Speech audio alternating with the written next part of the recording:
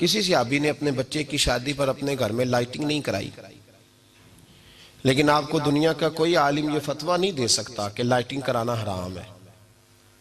आप शादी के मौके पे सारी गली सजा लो, आप सारी छतों पे लाइटिंग करा लो, कोई आदमी ये आपको फतवा नहीं दे सकता कि शादी के मौके पर लाइटिंग कराना जायज नहीं। कभी सुना है आपने किसी से? बोलिए। ये जायज है, जायज पैसे हैं तो ठीक। बल्कि मैं इससे आगे बढ़ता हूं, इससे थोड़ा और आगे जाता हूं।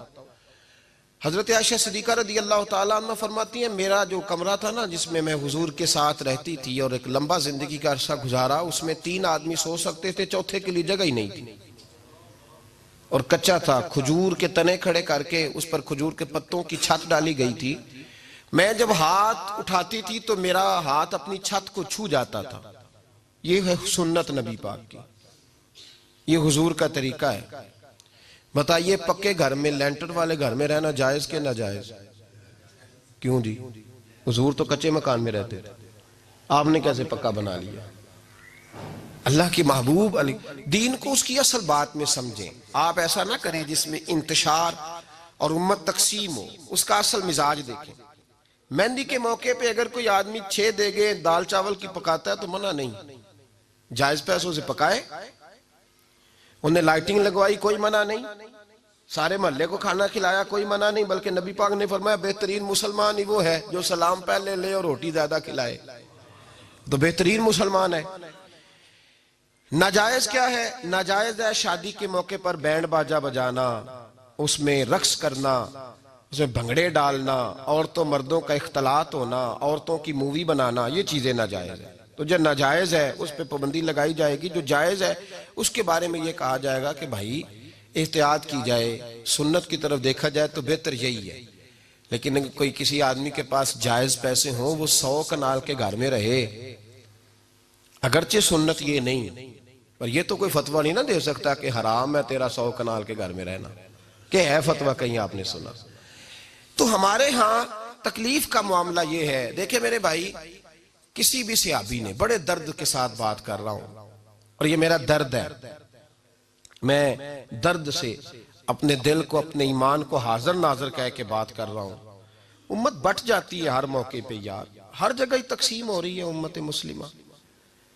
हर रोज कुछ ना कुछ फतवे ऐसे मिल जाते हैं जिसमें दरारें पड़ती हैं। किसी सहाबी ने किसी मस्जिद के अंदर इश्तिहार छपवा के ऐलान करा के दरसे कुरान कराया है कभी?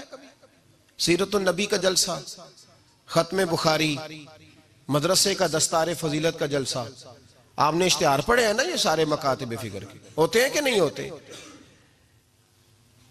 किसी सहाबी ने इस तरह, वो तो रोज दरसे कुरान देते थे, लेकिन इस तरह इश्तिहार छपवा के, पोस्टर लगा के, और मिस्र से किसी सहाबी को स्पेशल बुलवा के या यमन से बुलवा के मस्जिद के अंदर कभी दरसे कुरान के इज्तिमात कराए, सीरतुन नबी के जलसे, खत्म बुखारी के?